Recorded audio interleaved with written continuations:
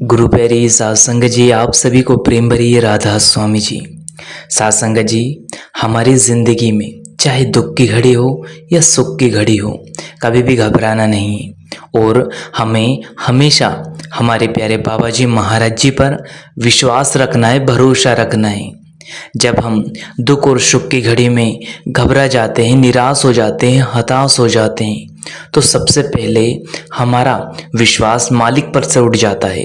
तो कोशिश करें कि उस परमपिता परमात्मा पर हमेशा विश्वास रखें, भरोसा रखें। वह मालिक हर एक दुख और परेशानी की, मुसीबत की घड़ी से हमें निकालकर हमें अपने लायक बना लेगा। सासंग जी, देखिए हमारे प्यारे बाबा जी महाराज जी हमें हमेशा सत्संगों में समझाते आए हैं कि जो दुख की समय आता है, जो दुख की घड़ी आती है, यह कभी भी अपने आप से नहीं आती। चाहे वह दुख हो, सुख हो, यह उस मालिक के हुक्म से आता है। इसलिए हमें कभी भी इन दुख और सुखों में कभी भी अपने आप को दोष नहीं देना है और ना ही उस परमपिता परमात्मा को देना है, क्योंकि जो भी होता है सब हुक्म के अंदर होता है। फिर जब सब कुछ उस मालिक की रजा से होता है तो इन दुख और सुख आए तो इनका क्या ही हमें गम करना, क्या ही हमें इनके बारे में ज़्यादा सोचना। उस परमपिता परमात्मा के लिए हमारे पास वह सब कुछ है जो हम उस मालिक को दे सकते हैं। वहाँ क्या है? वह है उस मालिक का नाम। जितना हम उस मालिक के नाम का सुमिरन करेंगे, हम उस मालिक की दरगाह में कुछ देने लायक बन सकते हैं। मालिक हमारे पास है।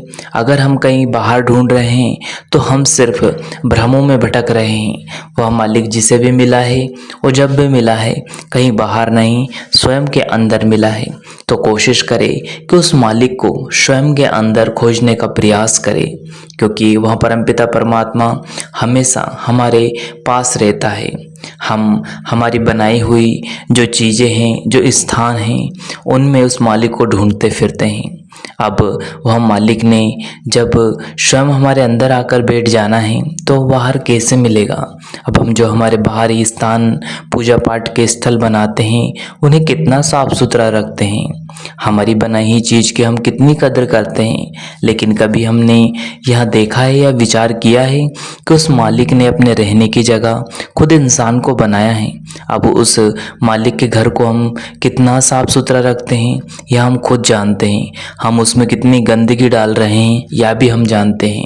तो कोशिश करें कि उस मालिक के बनाए हुए घर को साफ सुथरा रखें और उसके अंदर जाने का प्रयास करें। वह मालिक जब भी मिलेगा, हमारे श्रम के अंदर मिलेगा।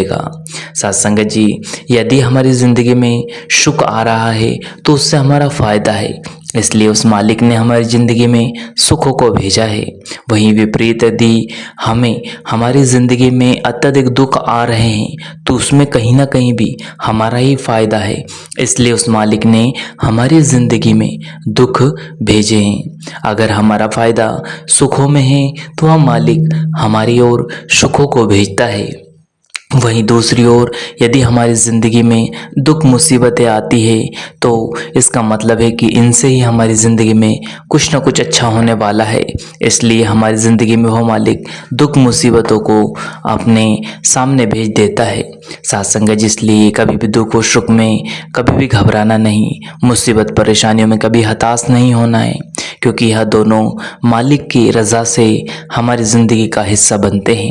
सत्संग जी, तो बाबा जी महाराज जी हमेशा कहा करते हैं कि दुख सुख तो ज़िंदगी का हिस्सा है बेटा, इसलिए इनसे कभी घबराना नहीं है और आगे बढ़ते जाना है।